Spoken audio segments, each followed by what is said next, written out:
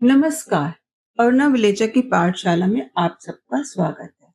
आइए आज हम कक्षा 9वीं कोर्स बी स्पर्श भाग 1 का पाठ 1 दुख का अधिकार पढ़ें।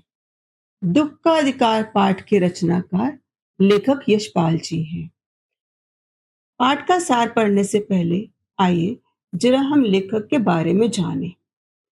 लेखक यशपाल जी का जन्म फिरोजपुर की छावनी में 1903 में हुआ था और निधन 26 दिसंबर 1976 को हुआ था। यशपाल जी विद्यार्थी काल से क्रांतिकारी गतिविधियों में जुड़े गए थे। अमर शहीद भगत सिंह आदि के साथ मिलकर इन्होंने भारतीय स्वतंत्रता आंदोलन में भाग लिया था। वर्ग संघर्ष, मनोविश्लेषण और पैना व्यंग इनकी कहानियों की विशेषताएं हैं।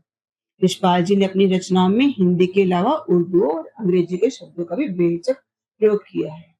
उनकी कुछ प्रमुख कृतियां हैं देशद्रोही, पार्टी कामरेड, दादा कामरेड, झूठा सच तथा मेरी तेरी। इनकी बात उसकी बात ये सभी उपन्यास है।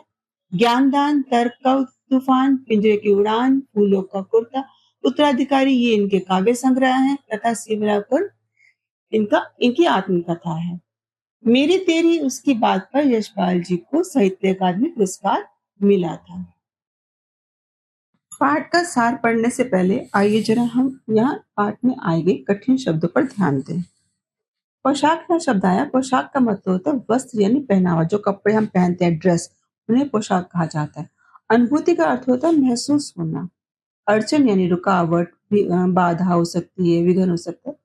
अधेड़ यानी आधी उम्र जिसने पार कर ली, ढलती उम्र, मेच्योर जिसे हम बोलते हैं। व्यथा, पीड़ा या दुख। व्यवधान यानी बाधा, रुकावट, हर्डल जिसे बोलते हैं। बेहया, बेशरम, निर्लज के लिए। नियत यानी इरादा या आशय। बरकत, वृद्धि, लाभ, सौभाग्य। खसम यानी पति और लुगाई यानी पत्नी। परचून की दुकान यानी ऐसी दुकान जहां पर आटा, दाल, चावल आदि मिलते हैं, उन्हें परचून की दुकान कहा जाता है। सूतक होता है अगर परिवार में किसी की मृत्यु हो जाए या किसी का जन्म हो, दोनों समय में। ऐसे समय में कुछ समय तक लोग वहां के परिवार का कुछ खाना पीना ग्रहण नहीं करते, उनको छूत माना जाता है, तो वो सूतक कहलाता है। सूतक केवल मृत्यु के समय नहीं, जन्म के समय में भी सूतक माना जाता है। तो केवल परिवार के लोग ही वहां आ जा सकते हैं, बाहर के लोगों के लिए वो थोड़ा निषेध हो जाता है। कुछ वहां पर संस्कार नियम का पालन करके ही वहां जाया जा सकता है, तो वो सूतक कहलाता है। कछियारी यानी होता है खेतों में जहाँ सब्जियां बोई जाती हैं, उसे वह कहा जाता है कछियारी करना। कछियारी करना खेतों में तरकारी यानी सब्जियां बोना। निर्वाह, गुजारा। मेड़ होती है खेतों के चारों ओर मिट्टी की बनी हुई छोटी सी दीवार। खेतों में अक्सर सीमा बनाने के लिए छोटी छोटी मेड़ बना दी जाती है, तो क्यारियों की तरह बना दी जाती है ताकि पानी जो है आगे तक ना बढ़े, तो मेड़ कहलाती है, क्यारी की तरह कहलाती है। तरावट होता है गीलापन, नमी। ठंडक जहाँ हो, शीतलता मिले तो तरावट कहलाती है। गीली मिट्टी में तरावट। सांप को वहां तरावट महसूस हुई थी ना, इसलिए सांप वहां रुका हुआ था और जिस पर भगवान का पैर आ गया था। ओझा होता है झाड़ फूक करने वाला, ऐसा व्यक्ति जो मंत्र वगैरह पढ़े, झाड़ फूक करके लोगों को, बीमारियों को कुछ दूर कर सके। यहाँ ओझा को बुलाया गया था ताकि वो विष दूर कर सके नाग का। छन्नी कंगना होता है आभूषण है, एक मामूली से गहने होते हैं पहनने वाले। सहूलियत होती है सुविधा। बोचक्की यानी हैरान रह जाना। अव्यवस्थित यानी व्यवस्था से ही जिसकी कोई व्यवस्था ना हो।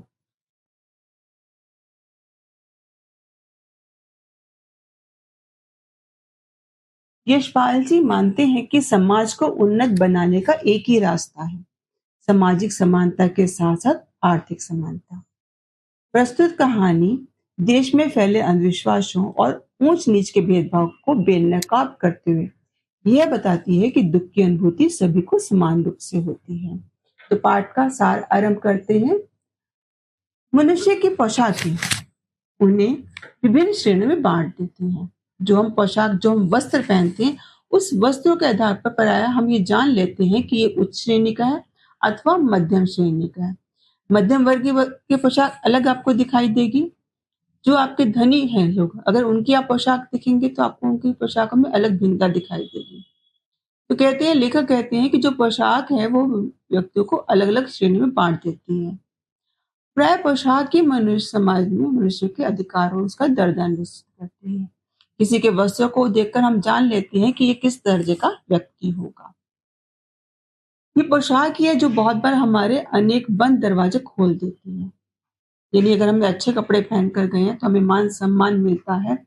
लोग हमारे बारे में जानना चाहते हैं, पूछना चाहते हैं, बात करना चाहते हैं, यहाँ तक कि बहुत बार कभी मुसीबत हो तो ये पोशाक दूसरे लोगों को इतना आकर्षित करती है कि लोग सहायता के लिए आगे बढ़ाते हैं। लेकिन वहीं कहीं अगर हमारी पोशाक अच्छी नहीं है, तो बहुत से लोग किनारा कर जाते हैं। अब यहाँ लेखक बताते हैं कि कभी-कभी ऐसी परिस्थितियाँ आती हैं कि जब हम ज़रा नीचे झुककर समाज की निचली श्रेणियों की अनुभूति को समझना चाहते हैं, तो उस समय ये पोशाक ही बंधन या अड़चन बन जाती है। यानी आप किसी गली मोहल्ले में जा रहे हैं, किसी बाजार में जा रहे हैं, कोई निर्धन है, असहाय है, पीड़ित है, दुखी है, अगर आप उसकी सहायता करना चाहते हैं, लेकिन आप खुद अच्छी पोशाक में हैं, तो आपको वहाँ उसके पास बैठने में, बात करने में झिझक महसूस होगी। आपको लगेगा कि दूसरे लोग क्या सोच रहे हैं। तो ये पोशाक जो हमारे लिए बहुत बड़ी बाधा बन जाती है। कभी आपने देखा हो कोई अगर कोई भिखमंगा कोई ऐसा व्यक्ति आप दर पे आ जाता है, तो क्या हम उसको अंदर ड्राइंग रूम में बिठाएँगे क्या? नहीं बिठाएँगे। हाँ, लेकिन कोई अच्छी पोशाक पहनने कोई आया है दरवाज़े पे, तो हम उससे शिष्टाचार से बात भी करेंगे, उसके कष्ट पूछेंगे, उसको अंदर आने के लिए आमंत्रित भी करेंगे। तो पोशाक एकदम से व्यक्तित्व के बारे में बता देती है। लेखक कहते हैं कि जैसे वायु की जो लहरें हैं, वो कटी हुई पतंग को सहसा नीचे नहीं गिरने देती। मान लो कोई पतंग कट जाती है, तो कभी आपने देखा वो पतंग एकदम से नीचे आ गई हो? नहीं आती। हवा की लहरों के साथ धीरे-धीरे, धीरे-धीरे नीचे आती है। उसी प्रकार जो खास परिस्थितियाँ होती हैं, हमारी पोशाक हमें झुक सकने में रोक देती है, बाधा उपस्थित कर देती है। हम उसके सामने रुक कर, बैठकर बात नहीं कर पाते। हम झिझकते रह जाते हैं।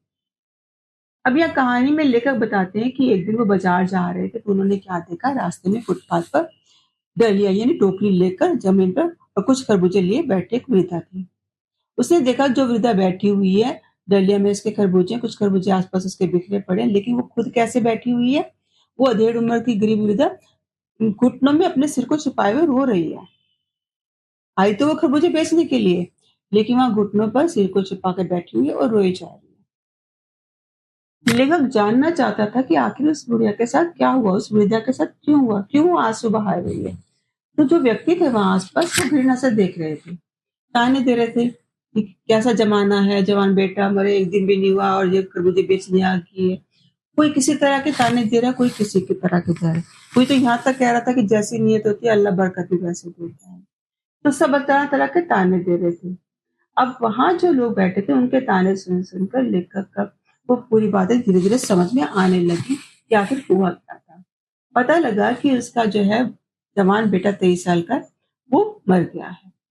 अब सूतक लगा है, सूतक में वो खरबूजे बेचने आई हुई है और दूसरे लोगों के सूतक की उसको चिंता नहीं है।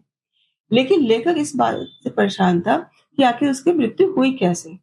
तो पता लगा लोगों से पूछकर कि मुँह अंधेरे वो सुबह जो था खरबूजों की बेल पर खरबूजे तोड़ने के लिए गया, लेकिन वो जो मेड़ थी वो गीली थी, वहाँ कहीं साँप था। अचानक जो था उसका भगवाना का पाँव साँप पर अड़ा और साँप ने उसको डस लिया। फिर जो था फटाफट ओझा को बुलाया गया, झाड़-फूँकना हुआ, नागदेव की पूजा, दान-दक्षिणा सब कुछ होता रहा। यहाँ तक कि घर में अनाज डालता जो कुछ भी था दान-दक्षिणा में चला गया। लेकिन भगवाना बचा नहीं। धीरे-धीरे उसका बदन काला और विष सारा फैला शरीर में और मृत्यु को प्राप्त हो गया। अब क्या किया जाए? ऐसे में उसका दाह संस्कार करना पड़ेगा। वस्त्र भी मंगवाया गया दुकान से। उसको तो ऐसे भेजा नहीं जा सकता। मुर्दा कैसे बिना जो है कफन के जाएगा? तो उसके लिए व्यवस्था की गई। यहाँ तक कि माँ के हाथ में जो छन्नी कंगना था यानी जो के हाथ में जो भी आभूषण था, कंगना, कड़ा वगैरह जो कुछ भी था, वो सब बेच दिया। और इन सबको बेचने पर उसने सारी व्यवस्था की और उस व्यवस्था का करके उसने भगवाना को विदा किया, यानी उसका दाह संस्कार किया गया। अब अगली सुबह जो है, बच्चे जो है रोते बिलबिलाते उठे, भूख लगी है, उसने कुछ तो खाने को चाहिए ना, तो क्या खाएँ? उनको क्या दें वो? क्योंकि सबको ऐसा जो था वो तो उनको भेंट चढ़ गया था, पास में कुछ था नहीं है, बच्चे भूखे प्यासे थे। जो बहू है वो भी बुखार में तप रही है। तो उन्होंने क्या किया वृद्धा ने भगवाना जो खरबूजे लेकर आया था, उसने उन बच्चों को खाने के लिए दिए और खुद जो थे बाकी बचे हुए जो थे वो खरबूजे बेचने के लिए चल पड़े बाजार में। सिर को ढका और लपेटा वहाँ बैठ के घुटने के बल और बाजार में बेचने लगी। और यहाँ जो लोग उनको तरह-तरह के ताने दे रहे हैं। लेखक जो है जब वो इस पुत्र वियोगिनी के दुःख को देखता है, तो वो सोच में पड़ जाता है। कि क्या इसको अपना दुःख प्रकट करने का अधिकार नहीं है? उसको ऐसी एक और घटना याद आ जाती है। गत वर्ष एक घटना घटी थी कि उसके पड़ोस में भी एक जो थी धनी स्त्री थी, उसके भी पुत्र की मृत्यु हो गई थी। लेकिन उस पुत्र की मृत्यु के बाद जो थी वो सम्राट महिला जो धनी महिला थी, वो 2.5 महीने तक पलंग से उठ नहीं सकी थी। उसे 15-15 मिनट में मूर्छा आ जाती थी। उसके सिरहाने डॉक्टर कई-कई 2-2 डॉक्टर सिरहाने में थे और शहर भर के लोग जो थे उसके दुःख से द्रवित थे, पीड़ित थे। अब लेखक मन ही मन सोच रहा है, उसके मन को रास्ता नहीं मिल रहा है, ऐसे में तेज कदमी से चले जा रहा है। कई ठोकरें खाता बढ़ता चला जा रहा है। साथ ही वो सोच रहा है कि क्या शोक मनाने, गम मनाने के लिए सहूलियत चाहिए? क्या दुखी होने के लिए भी कोई अधिकार चाहिए? क्या उस महिला को दुःख प्रकट करने का अधिकार नहीं है, जो निर्धन है, असहाय है, कष्ट में है? वो जो धनी महिला है, जिसके पास सब सहूलियतें हैं, उसको दुःख मनाने का अधिकार है। डॉक्टर भी उसके पास है, लोग भी उसके हाल-चाल को पूछ रहे हैं। कई लोग उसके दुःख में दुखी हैं, द्रवित हैं और दूसरी तरफ जो ये महिला है, गरीब, असहाय, क्या उसको दुःख प्रकट करने का भी अधिकार नहीं है? अगर वो खरबूजे बेचने आ गई है, दुःख प्रकट कर रही है, तो आस-पास के लोग क्यों उसको ताना कस रहे, क्यों व्यंग्य कस रहे? क्यों नहीं वो लोग उसके दुःख में शामिल होते? तो इस तरह इस पाठ में लेखक ने बताया है कि वास्तव में जो शोक करना, गम मनाने के लिए सहूलियत चाहिए। दुःख करने का या दुःख मनाने का भी एक अधिकार होता है। तो प्रस्तुत पाठ से संबंधित जो कोई प्रश्न उत्तर है, वो हम अगली वीडियो में करेंगे।